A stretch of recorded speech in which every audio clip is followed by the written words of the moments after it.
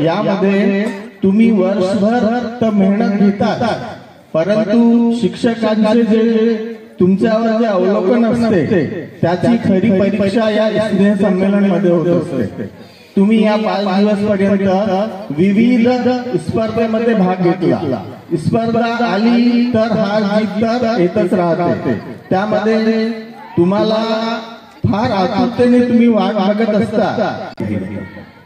हा आपला कौशल्य दाखवत असतात।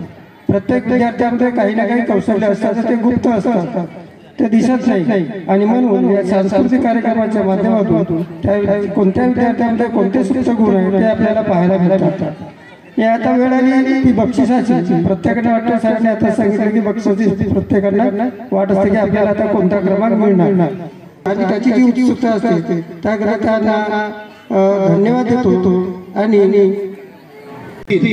तरी त्यांनी नाव होऊ नये आणि पुढच्या शैक्षणिक वर्षामध्ये त्यांनी चांगल्या प्रकारे जोमाने काम करून आपला प्रथम द्वितीय तृतीय क्रमांक आणायचा आणि पालकांना घेऊन घ्यायचा।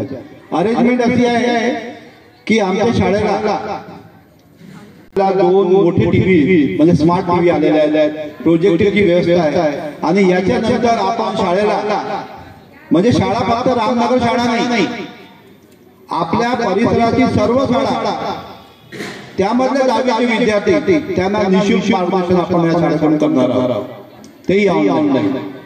मला हे म्हणायचं आहे ज्या विद्यार्थ्यांना आता पारितोषिक मिळणार आहे त्यांनी खुशी तर मनवायची आहे, पण त्यांना मिळाले त्यांनी सहभाग त्याच्यामध्ये ठेवायचा आहे। कारण विशिष्ट कार्यक्रमातून विद्यार्थ्यांना शेवटी मिळते काय मिळते विद्यार्थ्यांना, कशासाठी आपण या कार्यक्रमाला आवर्जून आयोजित करतो, ही महत्त्वाची गोष्ट आहे। या ठिकाणी मुलांना त्यांच्यात असलेल्या सुप्त गुणांचा विकास व्हावा, ते गुण विकसित व्हावे म्हणून आपल्या कला गुणांचा प्रदर्शन या ठिकाणी केलेलं आहे।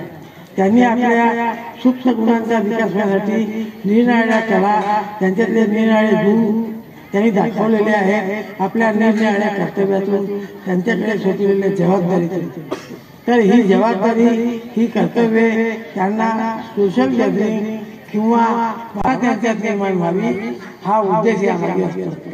ऐसी ही खबरों के लिए हमारे चैनल को सब्सक्राइब करें और बेल आइकन दबाना ना भूलें। साथ ही हमारे फेसबुक और इंस्टाग्राम अकाउंट को लाइक करें।